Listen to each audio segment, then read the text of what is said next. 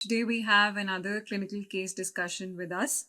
So let us begin. So today we have a 45 male who had a fever which was low grade with a dry cough, malaise, myalgias, rhinorrhea for about 2 days. He tested positive for COVID-19 and was under home isolation. He recovered with these symptoms in about a week, but continued to have a lower back pain which was dull aching, and now it got started associated with tingling sensation in his bilateral lower limbs.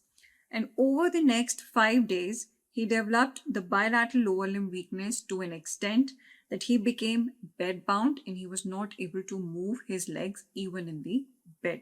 Okay. But however, there was no complaint of any ocular, bulbar, neck, facial, or upper limb weakness. Okay. So 45 male who has a background history of COVID-19 recovered from it, but now from about a week's duration is complaining of bilateral lower limb weakness with a tingling sensation. Now the back pain has now progressed to a band-like sensation which is ascending from his umbilicus to upper chest, and he feels that this band is tied at the upper chest and below that he's not able to feel any sensation. Also, he's not able to pass the urine and there is an abdominal distension. Okay. There is no complaint of any loss of consciousness or seizures, no history suggestive of any cranial nerve, cerebellar or autonomic dysfunction. Now, when you examine this patient, he is conscious oriented to time, place and person. The cranial nerves are normal. The motor system, however, reveals a flaccid lower limbs with 0/5 power. I'm sorry for this. It was in the lower limbs, not in the upper limbs. Okay. The upper limb, the power was 5/5. The reflexes in the upper limb was 2 plus and in the lower limb was 3 plus. The plantars were bilaterally extensor with sensory level at T4. Okay. The cerebellar system was normal.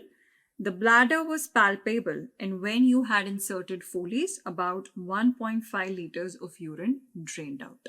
So now, how do you approach this patient? So your patient has an acute onset illness, which is for about 1 week, and it is progressive. What is the pattern? It is involving both sensory and motor systems. Predominantly, it is there only in the lower limbs where it is bilaterally symmetrical. Proximal as well as distal, we have 0/5 power. It is flaccid, but it has brisk reflexes with a bladder involvement. Okay. So this is the pattern that you formulated. Okay.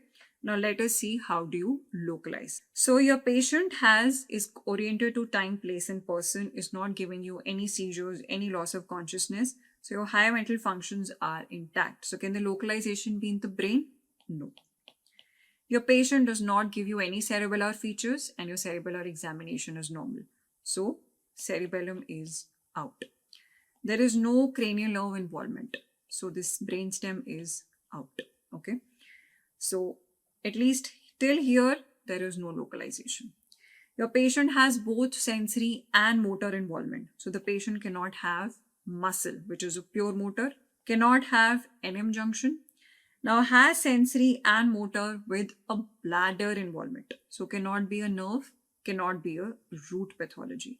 So if you put all of these together, sensory, motor, bladder with no cranial nerves, normal cerebellar, normal cognition. So where is the localization? It is at the cord. Now you understand how you have to put together your summary into a pattern recognition and how you have to use your pattern to localize where is the lesion. Okay. So this is only the half the process. So we have localized the lesion to spinal cord, but where in the spinal cord? So now I hope you remember from the approach to myelopathy discussion that now we have localized the lesion to cord. We need to first rule out compression, then do a longitudinal localization in the cord, then the transverse localization, and then find out the etiology. Okay. So we have localized the lesion to cord. Now we move further. Now, how do we do the longitudinal localization? Okay.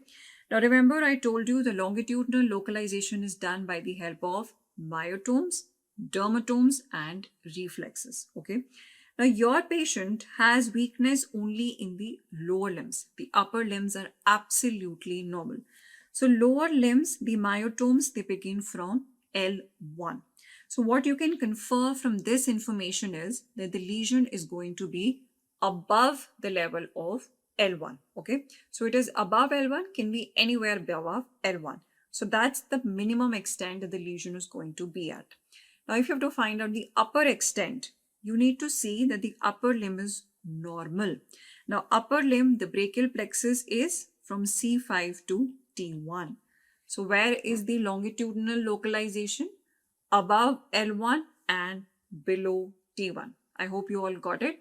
The localization from the myotome, because the legs are completely involved, the lesion is above L1, and because upper limbs are absolutely okay, so the lesion is below T1. So it is somewhere between T1 to L1. Okay. Now, so T1 to L1 is still a very big segment. Now, how do we further localize it? Now we move on to dermatomes. Now remember, your patient said that he feels like a band-like sensation around his upper chest. And when you examined this patient, you found a sensory level at T4. Okay. So from myotome, you had localized the lesion between T1 and L1. Now when you bring the dermatomes into it, your lesion is now between T4 to L1. Okay. Then reflexes were brisk in the lower limb, normal in the upper limb. So that means again the localization is above L1 but below T1. So when you put them all together, your final longitudinal localization based on the history is between T4 and L1. So I hope you all understood how we do the longitudinal localization. Moving forward, so once we have done the longitudinal, the next step is the cross-sectional localization. Now in the cross-sectional, I'm very sure by this point of time, all of you would have heard the words like intramedullary, extramedullary, intradural, extradural, and majority of you, even I was very confused as a resident as to what these terms are and how do you localize here. But don't worry, we'll simplify all of that for you today. Okay, so first understand what do these words actually mean. Okay, intramedullary means within the medulla. And what is this medulla? It is the substance of the spinal cord. So anything which is within the substance of spinal cord is called as intramedullary. Understood? So intramedullary is something which is within the substance of spinal cord. Anything which is outside is going to be extramedullary. Okay. Now, extramedullary can be within the dura. It can be intradural. So it is within the dura, it is intradural, but it is outside the spinal cord substance, so it is extramedullary. Then this extramedullary can be even outside the dura, so that will be extradural. Okay. So please understand the basic concept of these terms. Only then you will be able to do a correct localization. Okay. So intramedullary is within the substance of spinal cord. Anything which is not within the spinal cord will be extramedullary, which can be within the dura, it is intradural, or it is outside the dura, it is extradural. Understood? So first we have to localize whether the lesion is extradural or intradural. Okay. So this you do by certain features. You remember first and foremost is duration. Okay. Now remember that whatever differences I'm giving you here, these are not very hard and fast. You can have rare exceptions where you may find one to the other, but these are the commoner ones that we see in our day-to-day practice. Okay. So extradural lesions are going to be of a short duration with a symmetrical presentation, having vertebral plane deformities and likely to be malignant lesions. Okay. So lesion which is presenting to you with a very short history with vertebral pains, deformities, malignancy high on the cards, it is likely to be extradural. Whereas something which has a very long-standing asymmetrical presentation with very uncommonly having vertebral pains or deformities and likely to be a benign lesion is likely to be intradural. Okay. Now, more important than that is differentiating between intramedullary and extramedullary. How do you do that? Remember 4 points: pain, motor, sensory, and bladder power. Okay. Now, pain. If it is an extramedullary cord lesion, be it intradural, extradural, it is going to have pains because of the involvement of the vertebra, because of the involvement of the roots. So all of that is going to give a lot of pain to the patient. So if the patient has pain as a very early and a predominant feature, and that pain is either a vertebral pain or a radicular pain, it's an extramedullary lesion. Whereas an intramedullary lesion will have a very poorly localized and a deep burning, dragging, dull aching sensation pain because of the involvement of the posterior columns. Okay. So remember, if the patient is having a lot of radicular pain or vertebral pain, very sharp shooting pains, these are all in the extramedullary. But if your patient is having a dull aching, band-like sensations, those are all intramedullary lesions.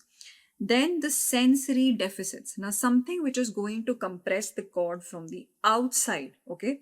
Now, in this, you remember that the cord, the orientation of the spinothalamic tracts, the C is towards the center. So remember, C is towards center. Okay. Except for the posterior columns, right? So if you have something which is compressing the cord from the outside, is going to compress the sacral segments first, and then the thoracic, then the cervical one. So it's going to go from the sacral, lumbar, thoracic, and cervical. So it's going to cause an ascending pattern of sensory involvement. So sacral, lumbar, thoracic, and cervical. So an ascending pattern of the sensory involvement is something you will see in extramedullary lesions. Whereas something which is going to be involving the cord from within is going to involve the C for center, is going to involve the cervical first, then thoracic, then lumbar, and then spine. So it's going to have a descending involvement of sensory. So if you get a descending pattern, or if you get a suspended sensory loss or a dissociative sensory loss, that kind of a sensory involvement will be in an intramedullary lesion. The same thing goes for the motor deficit. Now, something which compresses from the outside, again, these corticospinal tracts have the orientation sacral towards the outside. So if the legs are affected early, there is a gait ataxia, a prominent upper motor neuron type of lesion. So that is extramedullary. Whereas in the spinal cord, if your anterior horn cell is being damaged, so you have lower motor neuron type pattern with atrophy and fasciculations, that is going to be the intramedullary lesions. Then the sphincter disturbances, remember this is not very hard and fast. If you see it early, goes in favor of intramedullary. If you see it late, goes in favor of extramedullary. But the points that you should remember are the involvement of pain, the sensory distribution pattern, the motor distribution pattern, and the bladder and bowel. Okay. So when you are localizing it cross-sectionally, you need to localize whether it is intramedullary or it is extramedullary. If it is extramedullary, whether it is intradural or it is extradural. Okay.